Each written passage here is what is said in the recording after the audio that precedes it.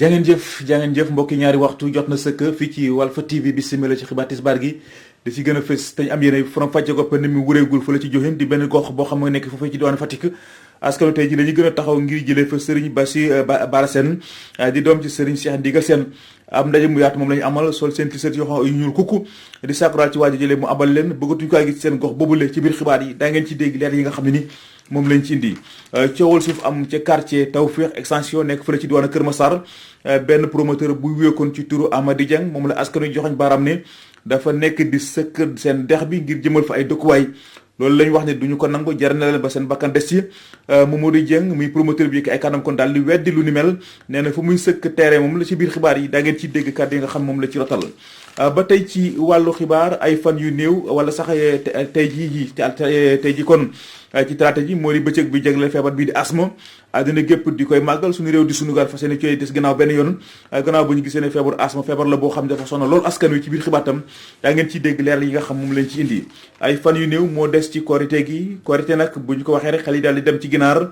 ñu bari daal ci jaaykat yi ñuy dajal ne bu ñu deful ndànk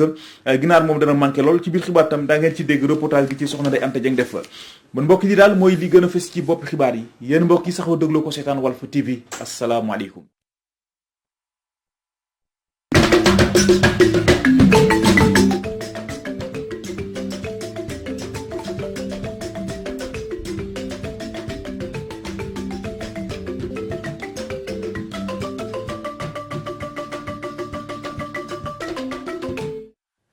Bismillah ci xibaar yi jooyin la ñuy jëm di benn gox boo xam nga nekkee foofee ci diwaanu Fatick askan wa tey ji la ñu gën a dogu ngir jëlee fa ki nga ñu naan Serigne Bara Sène di doom nag ci Serigne Ndigal Sène am ndaje nag mu yaatu moom la ñu amal kon di sol ay t-shirt yoo xam ne nii ay t-shirt yu ñuul kukku la kon di sàkkuraal ci waaju jëlee mu abal leen ndax bëggatuñ ko gis ci seen gox boobulee Guy Martial moo wax ci seen kàddu ñu teewlu ko ci micro Thierno Daf. jooyin nee na déet et jooyin dina jóg taxaw ci loolu jooyin moo ngi naan na Bara Sène jógee ci Diohine dans les plus brefs délais.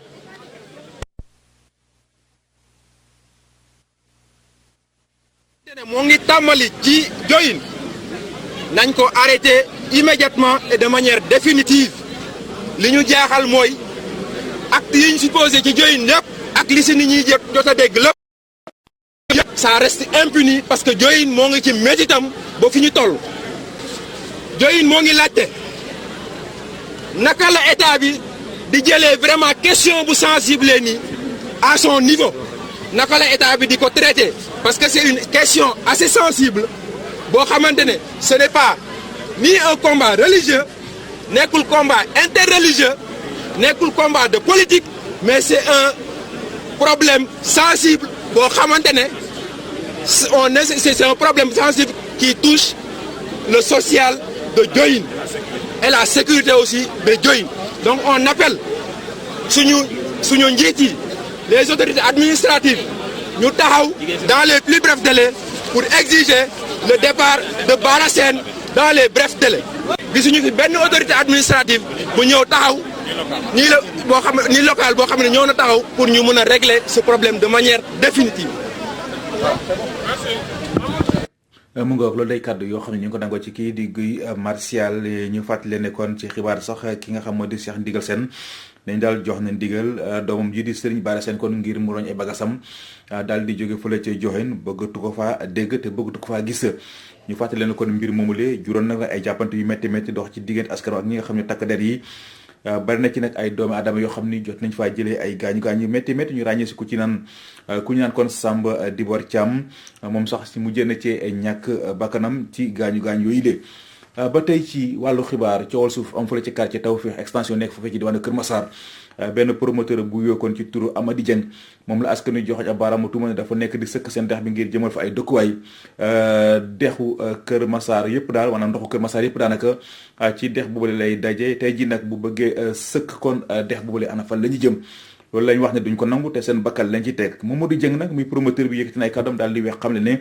fu muy sëkk moo ko moom titre foncier la boo xam moo ko moomal boppam dañuy dem ci diwaanu Kër Massar fekk fa Théodore Semedo. coow suuf mu am quartier Tawfekh extension bu bokk moomeel bu Kër Massar ñenn ci askan bi di fa yeewoo ñoom ñooy duut baaraam ne lu jiig njaak lu kenn ku lu promoteur Mamadou Dieng ne dafa bëgg jël seen terrain waaye tamit sotti suuf ci dex bi fa nekk te boo moytul sax day am après mbënd. sama quartier bi na ci benn waaju mu tudd Amadou Dieng kooku mu ñëw fii ci lag bi deuxième fois encore ñëw na mu nekkee donc fii sama titre foncier la. benn waay daal moo fi ñëw indi garaawaay bëgg sëkk lag te yéen ñëpp xam ngeen ne lag buñ ko sëkkee du baax ci ñun. inondation lañu am parce que ndox mi Kër Massar yëpp fii lañ ko doon sotti. na jéem fu muy maasaree ni pour jaay ko waa diaspora sëkk fii loolu na rafetul xuloo naa fii waa des ko sax ma ne ko fii Macky Sall ata milliard Parcelles Assainies mu koy sëkk def canal foofu tey muy ñëw di sëkk dex encore ne président moo ko jox titre foncier. ñoom ñuy wax ne ni ci autorités yi daal di jël ay matuwaay lu ko may rek bañu si sax ba bàyyi si seen bakken. te maa ngi taxaw sama bammel te yàlla ngi muy dégg Macky Sall jël sa disposition yi war yëpp. duñ ko nangu ñu préparé ma wax ko gouverneur mu dégg ko te essence la ñu jël def ko par 2000 litres bu ñu sànnee gën naa sànni leen essence bi xam nga loolu guerre civile am na gis nga jaan lu mu bëgg a def nii barki yàlla naa la wax ne bii du jàll dex bi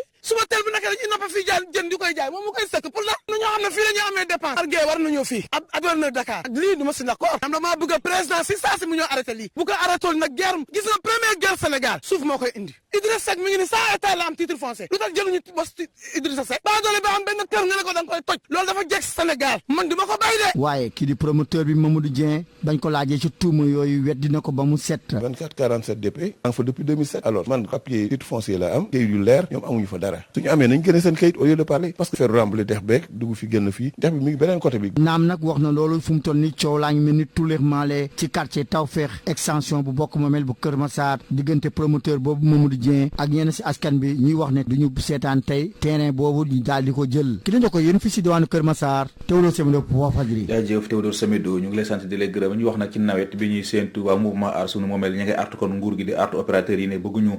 seen xaalis te bëgguñu tamit jiw bu ñu leen indil te bëgg nañ tamit jiw bu ñu leen di indil mu doon jiw ju baax defuñu ko nag ñoom duñ ko jël ndaje nag mu yaatu mu doon amal fële ca Santhie Gal Guni nekk ci diwaanu Saloum occasion la woon ci Bassirou Ba ak ñoom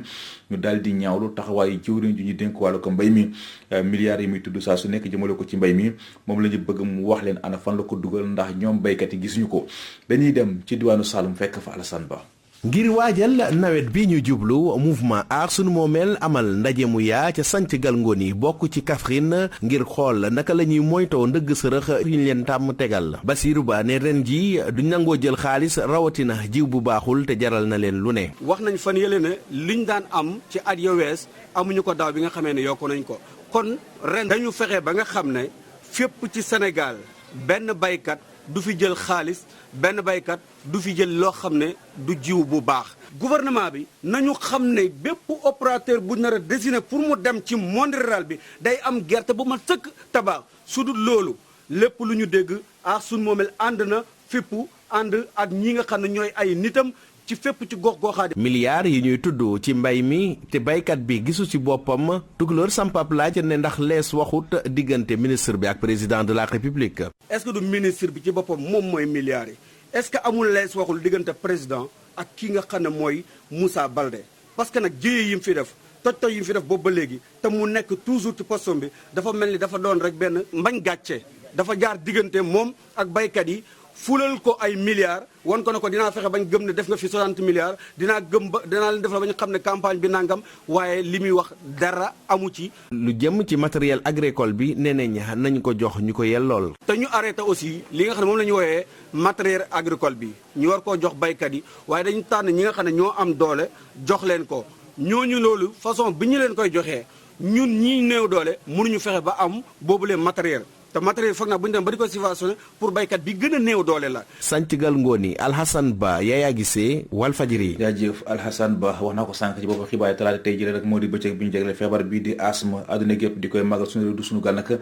fas yéene wu cee des ginnaaw benn yoon gannaaw bu ñu gisee ne feebaru asthme feebar la boo xam ne nii dafa sonal lool askan wi bu ñu sukkandikoo sax ci waa OMS nee na at mu nekk feebar bi dina faat lu ci tolloog fukki doomu adama ak juróom-ñett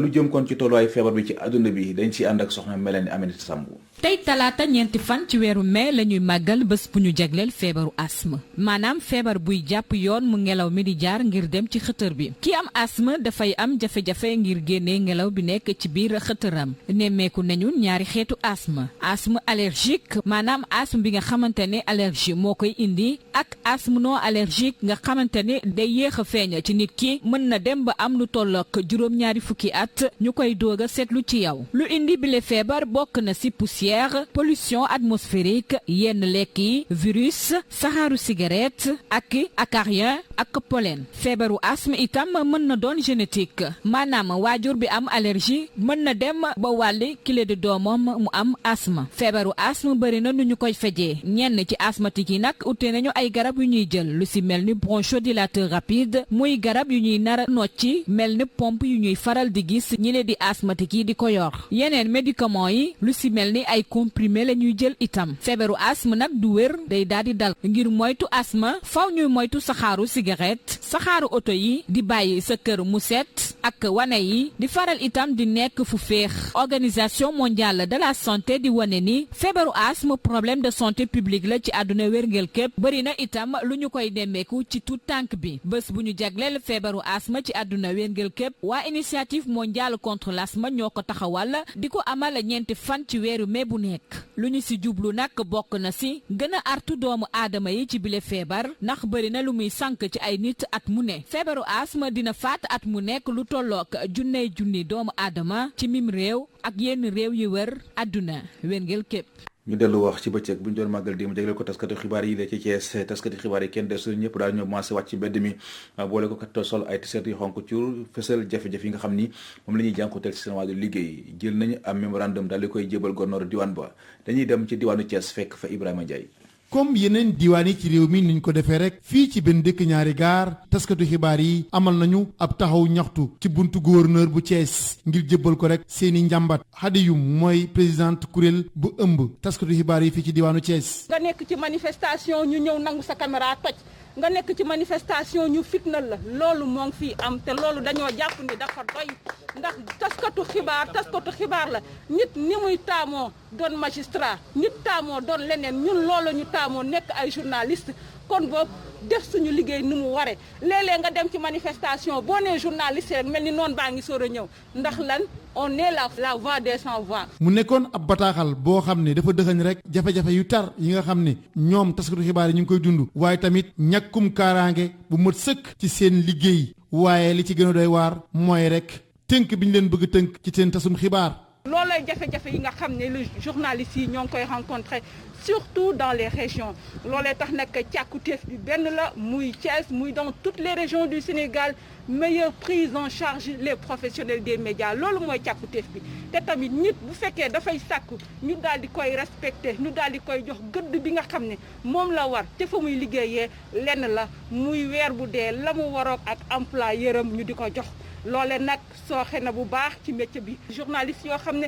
dañuy def ay stage yu dul jeex nekk na jafe-jafe boo xam ne am na ñaaxee da ngay gis ay journalistes yoo xam ne am nañ jafe-jafe ca fa ñuy liggéeyee. taxaw ñaxtu boobee ñoom taskatu xibaar yi nekk fii ci diwaanu Thiès muy caméraman photographe ñoom ñëpp di ay correspondant ci organe presse nationale nekk fii ci Thiès ak Tivaouane ñoom ñëpp ñëw nañu rek yëkkatindoo tegandoo bokk benn yuuxu bi ne rek doy na sëkk xupp gi ne xupp média yi ak journalistes yi waaye tamit seen jafe-jafe yi ñu am ci seen liggéey ba ci ñàkkub kaaraange rawatina nag ñi nga xam ne ñoom ñooy correspondant régionaux yi Thiès Walfadjri rajo TV Mourad Sarr Ibrahima Ndiaye. ca Louga taskati xibaar yi tamit kenn demul des ñoom itam bind nañu ab mémorandum jébal ko gouverneur diwaan ba di ñaawlu doomu aadama yi leen di rax di wuyoo ne ay taskati xibaar lañ ci doonuñu ko Achille Niang moo wax ci seen kàddu ñu teewlu ko ci micro Omar Kayre. au niveau local ñu sant yàlla xëy na sax gisuñu ñu ñuy bunduxataal ci nii defee suñu métier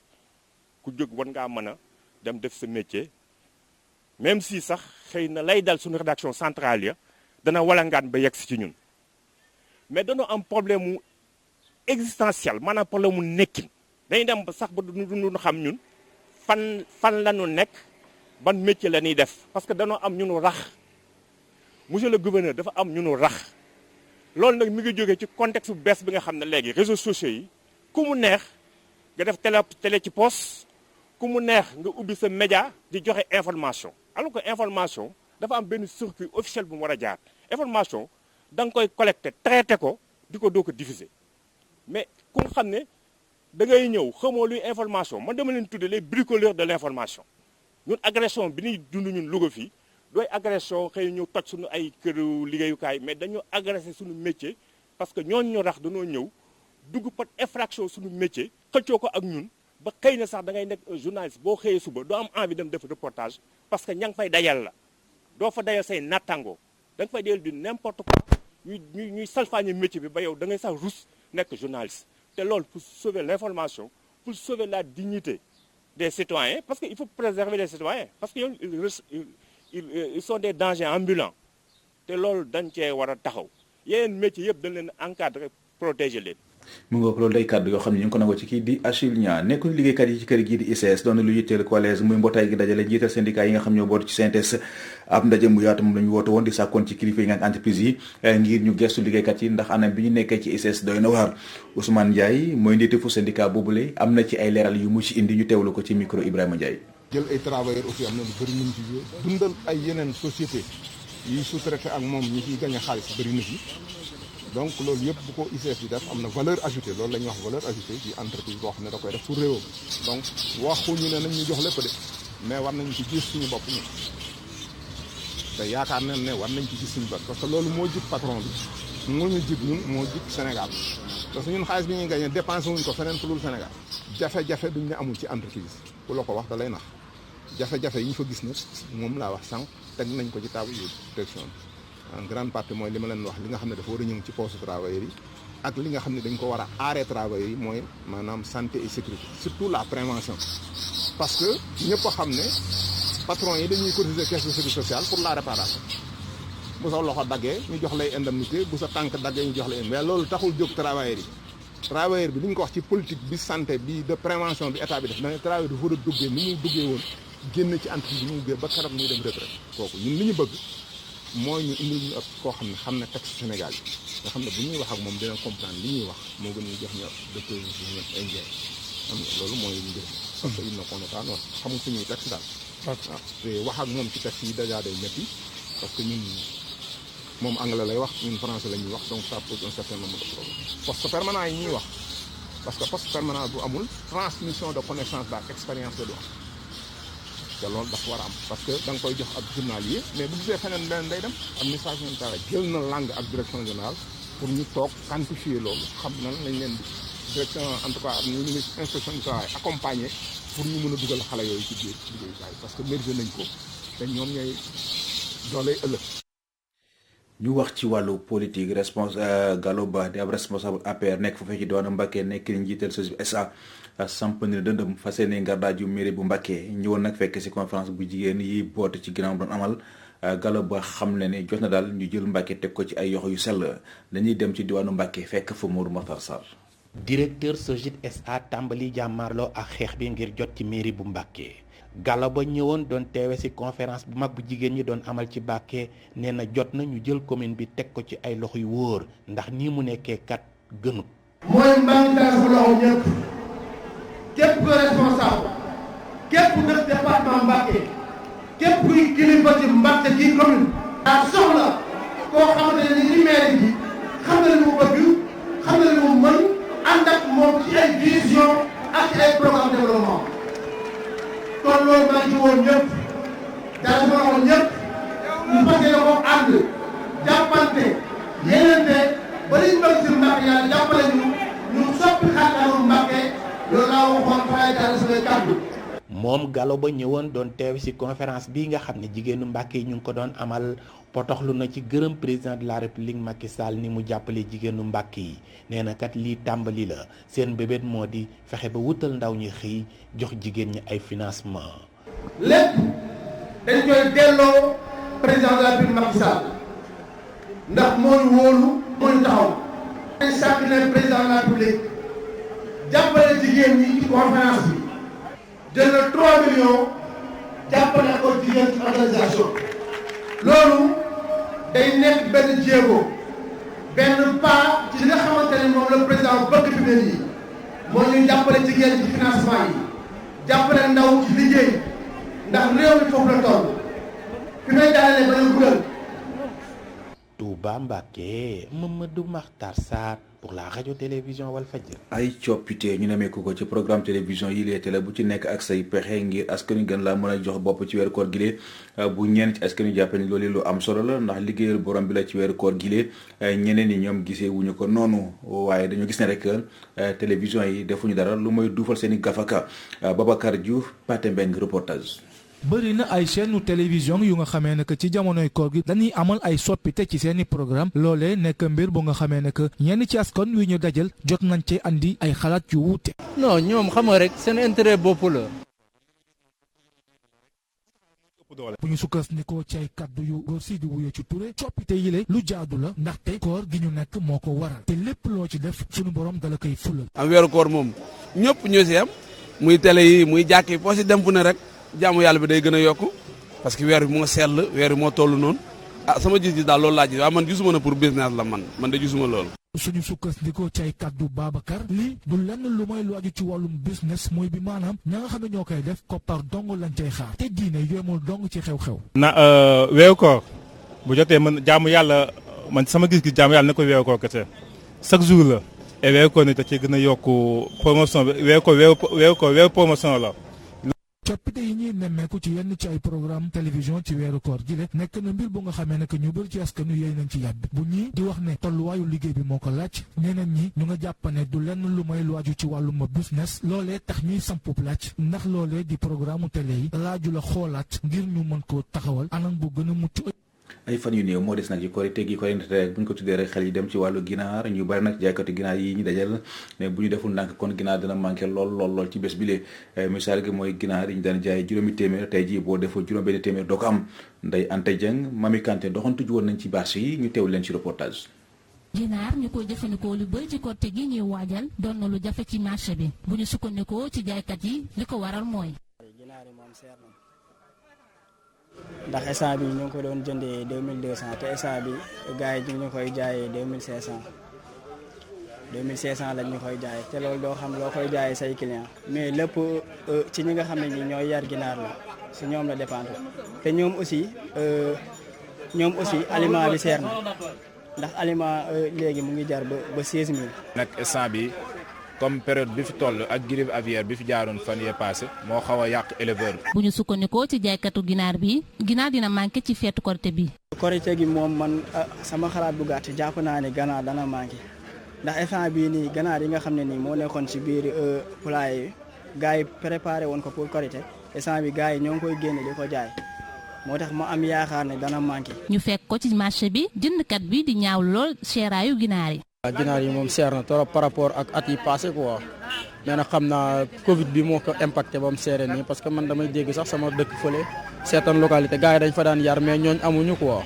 ren moom tiit naa mu seer trop ak fête korité bi quoi. mu doon lu cher ak lu jafe ci marché bi ginaar doon na lekk bu Sénégalais yi bëgg lool ci feetu korité bi ñenn ñi dinañ mujjee wut ay saafara ngir am korité bu neex bu ñu sukkandikoo ci jaaykat yi di yëgle ni su moytuwul ginaar dina manqué ci bés bu màgg boobu. des ba tey ci korité gi ñu bari nag ci commerçant yi tàmbali nañoo chargé seen i marché seen i boutique lañ ci jub rek mooy fexe ba bëggal clients yi ci bés bilee bu ñu sukkandikoo ci ñenn ci ñoom xel daal mën na dal ndax soble ak pomme de terre bari na ci marché bi te am na njortu rafet na du yokk maanaam njëg li du yokk ci diggante bilee Toussaint Senghor Babacar Diouf reportage. jamono ji marché bi nag daal dinañ am ay jumtuwaay yi nga xam ne moom la nit ñi di jëfandikoo loolee tax nag jaaykat yi di wax ne lépp méng na rek bu ko defee ñëpp mun see jëfandikoo fii comme magasin bi nga xam ne moom la Saliou nekk. non xam nga fête bi moom presque lu ci ëpp soble ak pomme de terre ak baral di jënd quoi di jaay waaw xam nga période bu ne ak li ñu ciy jaay quoi. instant moom soble pomme de terre la ñuy jënd di jaay. Samba Sow nekk grossiste moo ñuy xamal ne waruñoo yokk li nga xam ne mooy njëg li. ñun moom yokk bi moom nekkul ci ñun lay jóge quoi ci kaw ñun dañuy jaay pressé ñun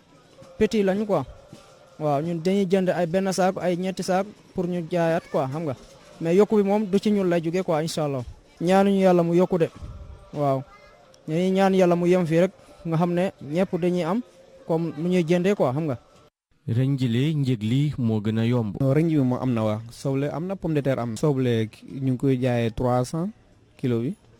pomme de terre bi ñu ngi koy jaay 350 saak bi ñu ngi koy jaayee 5500 am na yoo xam ne 6000 lañ koy jaay. baykat yi ñoom daal dinañ rek sarse seeni magasin ndaxte dañoo bëgg a dimbali ñi nga xam ne ñooy clients yi ñu daal di amal seeni fête saafara itam seeni bëgg-bëgg wante rek bu ñu leen dégloo ren jëlee du am yokkut.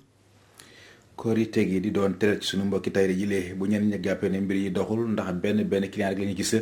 ñeneen ñoom nee nañu ñu ngi sant yàlla bu baax a baax ndax néega ñi daaw mbir yi métti woon na lool ci ñoom Njake Mbay Ibou Guèye reportage. bés rek a des ci korité wàccaay bi tàmbali na atelier couture yi ñu doon dem jamono ji nemmeeku wuñu fa mbooloo di kàddu kumba ñëwkat ca marché HLM. war a fay sa place yaa ngi wër liggéey war a fay sa courant yaa ngi liggéey war a def sa transport ñëw sa kër ngay jóge ñëw sa place bu liggéey doxul mooy loolu te liggéey bi fu mu toll nii vraiment dafa sooxe ba léegi des na marché bi daa woon na gën a yëngu heure bi yoon yi doo am fay jaar mais mi ngi nii ba instant bi daal mooy loolu. wuteeg loolu kumba bi de tailleur di xamal ne moom mi ngi ciy gis boppam bu baax wutee ak daaw xam ni mbasum Covid 19 bi moo leen sonaloon. moom ñu ngi sant yàlla bu baax a baax ndax boo gisee daaw daanaka marché bi dañ ko doon tëj période bii nii daanaka dernier jour yi sax lañ doon ubbi marché bi mais fi ñu toll nii ren yàlla dogal na.